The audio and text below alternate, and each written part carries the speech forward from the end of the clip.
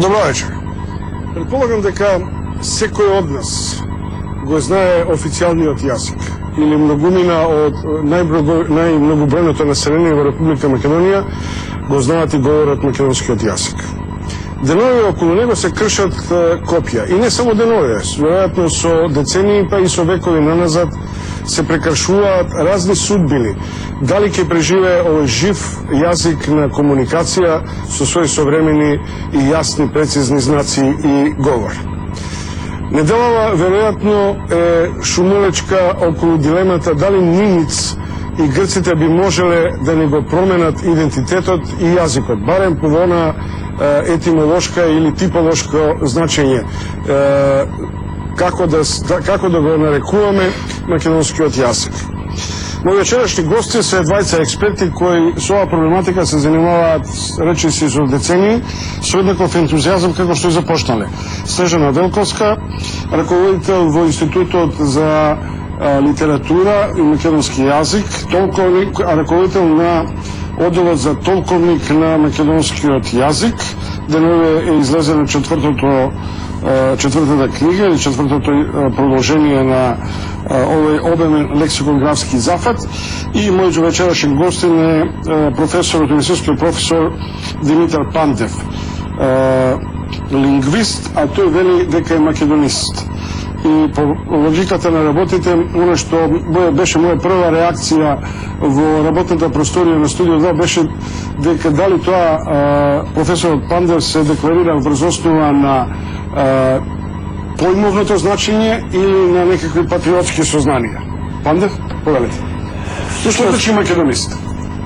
Сега, терминот македонист се воведува некаде кон крајот на 19-тиот век. Најверојатно првобитното значење не било многу позитивно, значи веројатно постоел, би рекле, некој пејоративен признак кон определена, би рекле, група, сега да ги наречеме образовани луѓе, кои што сепак својот идентитет го препознавале преку Македонија и преку македонскиот јазик, односно се осознале, би рекле, како одделен народ. Веднаш да кажеме дека тоа е и време кога и повеќето народи и во Европа и во Балканот се осознаваат. Може би се работи за деценија плюс-минус кога еден народ се осознава и станува она што е. Така што и тука ние не доцниме кој знае колку, би рекле, во тој, би рекле, колорит на 19-тиот век. Но, ако речеме дека ова значење најпрво имало пејоративно значење кон определена група луѓе што инсистирале на проучувањето на сопствениот јазик, сакам да спомнам дека филологијата, а со самото тоа и историската лингвистика е нешто постара од тој момент. Па веднаш би кажал дека научниците најпрво се зафаќале со општи теми, да речеме првата наука индоевропеистиката, но таа најпрво се вика индогерманистика, се разбира затоа што ја воспоставиле германските научници, исто како што некои научници што не биле од германско потекло, пак германскиот јазик или германската група јазици најпрво ја нарекувале готска. Професоре, дали еден македонист од ваш калибар би требало да значи дека под поимот македонски јазик се разбираат говорните подречја на македонскиот јазик на целиот балкански простор? Дали при тоа се определуваат како дијалекти или како одреден степен на различности во акцентолошка, во говорна смисла? Или да бидам прецизен, дали има континуитет на македонскиот јазик во егејскиот, во пиринскиот, во вардарскиот, како би рекле, реон или дел од Македонија? Науката за јазикот секогаш, па и денес, македонскиот јазик го разгледувала во една компактност. Тоа не го правиле само македонските лингвисти, односно лингвистите по потекло од Македонија, туку го правиле и сите странски научници, оние што први започнале да се занимаваат и со славистиката и со македонскиот јазик. Веднаш ке спомнам дека меѓу првите научници што ја препознале, би рекле, самобитноста на македонскиот јазик, можеме да ги споменеме најпрво Куртене, тој е еден, би рекле, веднаш од најголемите лингвисти на светот. Тој забележил дека во македонскиот јазик има одделен акцент. Разбирливо, тие проучувања ги продолжиле неговите ученици, за на крајот во таа верига од научници Семјуел Бенштајн, руски научник, во 1938 година да каже македонскиот јазик е одделен јазик и да ги наведе структурните особености на македонскиот јазик. Кога велам структурни особености, имам предвид дека токму во 1938 година структурализмот има најширок замав, иако не е толку карактеристичен за руската наука. Меѓутоа, според најсовремените критериуми што постоеле тогаш, а тогаш е водечки структурализмот, тој подолго време нема да биде надминат, издвоени се структурните особености на македонскиот јазик. Јас ќе споменам само една од редицата структурни особености на која што особено инсистира Бенштајн.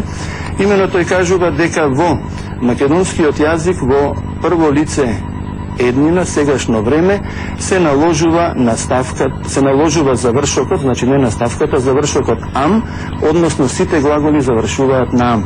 Друг таков словенски јазик нема. Односно во сите словенски јазици, гледам, да, тоа е особено само на македонскиот јазик.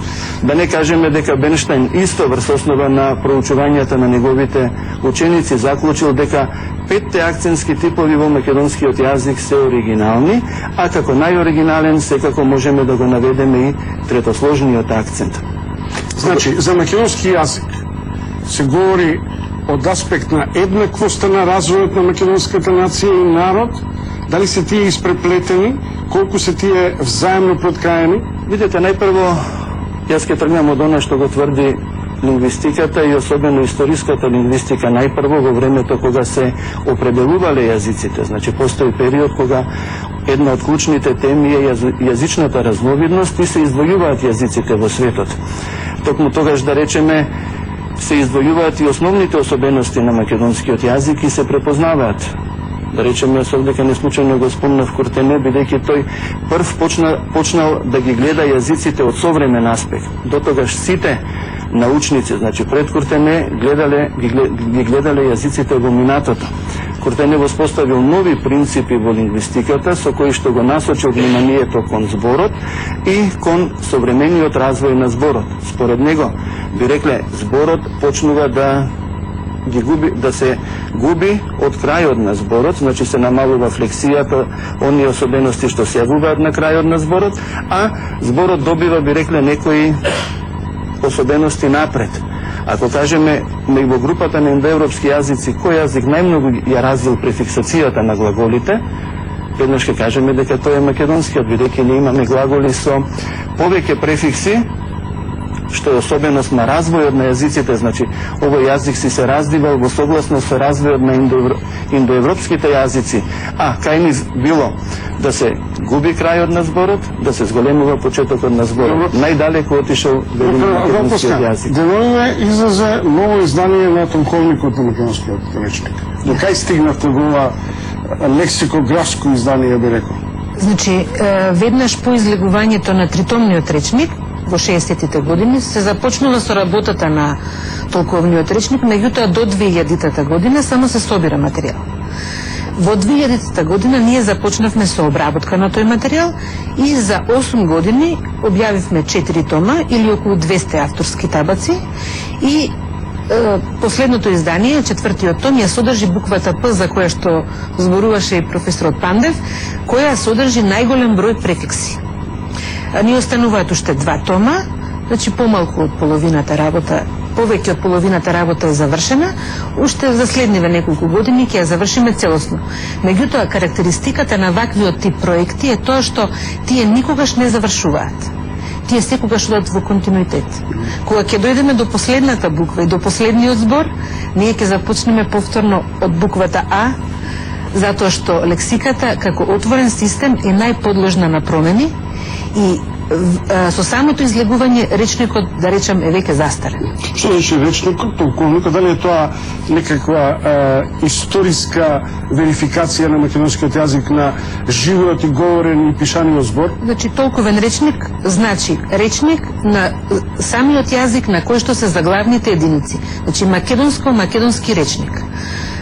Неговото значење е токму поради фактот што тој ја фиксира лексиката на македонскиот јазик во овој момент во кој е издаден и треба да ја одрази сегашната состојба на македонскиот јазик. Добро.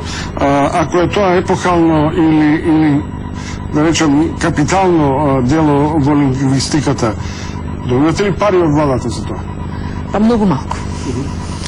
Ова влада која инаку се обидува патриотски да не отчува во зачување на Да, значи македонскиот јас јазик. сакам да кажам дека тоа не е само со оваа влада, туку воопшто на лингвистиката се посветува малку внимание. Доказ за тоа е дека ние веќе 11 години немаме примено подмладок во институтот, ниту еден помлад асистент. Значи за 11 години се смениле 3 влади. И од ВМРО и од СДС, така натаму, значи не можам тука да најдам политичка поврзаност со некоја од тие партии. Политички елити кои денеска се колнат во македонскиот јазик. Сите се колнат, ама никој еве ништо не прави. Професоре, сакам да прашам, жив ли е македонскиот јазик? Ќе преживее ли ова голгота на повторно оспорување, овој пат од некаква нова димензија на проблематизирање од аспект на грчко-македонскиот спор? Да, во основа, ако некој нема непријатели, може едноставно да смета дека е се во ред, дека се едноставно се одвива, па така може и да исчезне. Всушност, овдека не имаме две теми кои што можеме да ги одделиме. Најпрво, темата за умирањето на јазиците, тема која што можеме накусо да ја елаборираме. За да постои еден јазик, тој треба да има јазична територија и јазични зборувачи. Ова се две прашања кои што на извесен начин се губат или се редуцираат. Меѓутоа, ако сакаме да направиме еден историски пресек и да се вратиме, да речеме, уште од 4. век по нашата ера, како се губел тој собствен јазик, веднаш ќе кажеме дека собствениот јазик се губел со добивање нов статус на зборувачите. Обично на зборувачи на еден јазик им се давал повисок статус во друга, би рекле, империја, во друга област, добивале чинови во определени војски, земји и така натаму. Јас овдека само ќе спомнам, бидејќи тоа име со кое што подолго време сум се занимавал во областа на историјата на литературата. Тој е сирискиот писател Ефрем Сирин, кој најпрво пишувал на сириски јазик, а потоа му дале висок чин во Византија или во тој период таму, и човекот се откажал, би рекле, од својот јазик, почнал да пишува на друг јазик, затоа што имал во таа земја висока титула. Може ли политиката да влие врз исчезнувањето на еден јазик? Па видете, постојат примери кои што можеме накусо да ги споменеме, но веднаш да го дадеме контрапримерот. Науката сметала дека исчезнал ивритот, тоа е еден староевријски јазик, меѓутоа тој јазик на мощне чуден начин се ревитализирал, би рекле, без никој да забележи, без да забележи, би рекле, и науката, иако науката е вешта во тие забележувања, без да забележат оние што го оспорувале тој јазик, па дури некогаш и дел од оние што го зборувале тој јазик. Јас одека само ќе споменам дека во еден наш вестник, мислам во теа беше објавена една мощна популарна статија за, би рекле, ревитализацијата на ивритот, што можеме да кажеме дека денес е и едно од чудата во лингвистиката. Како може еден јазик што се сметало дека го нема, да постои.